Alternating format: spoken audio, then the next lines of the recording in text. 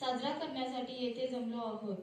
तर या कार्यक्रमाला उपस्थित असलेले आमच्या शाळेचे मुख्याध्यापक, सर्व शिक्षक व माझ्या बालमित्र मैत्रिणींचे मी विद्यार्थिनी प्रतिनिधी श्रावणी दत्तात्रय कांबळे आपल्या सर्वांचे सहर्ष स्वागत करते। कन्नडವಾಗಿರು ಕನ್ನಡಿಗರ ಹಬ್ಬ ಕರುನಾಡ ಹಬ್ಬವೇ नोव्हेंबर 1 कन्नड राज्योत्सव। तर कर्नाटक राज्योत्सव दिनाच्या सर्वांना हार्दिक शुभेच्छा।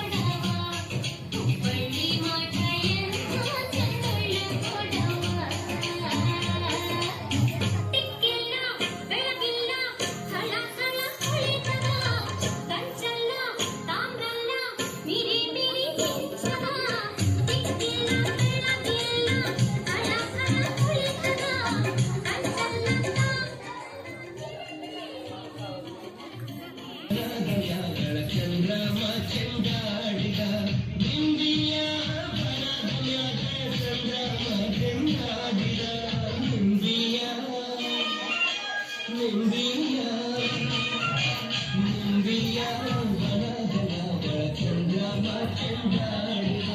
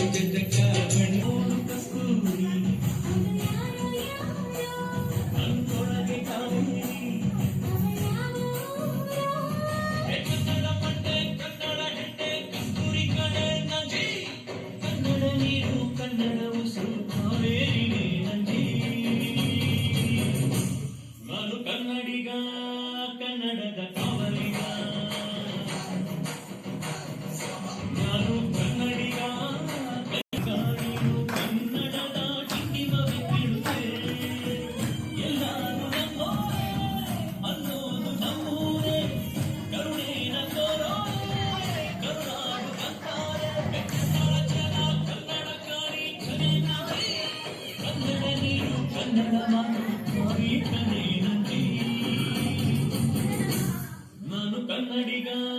ಕನ್ನಡದ ಕಾವಲಿಗ ನಾನು ಕನ್ನಡಿಗ ಕನ್ನಡಕ್ಕೆ ಕಾವಲಿಗ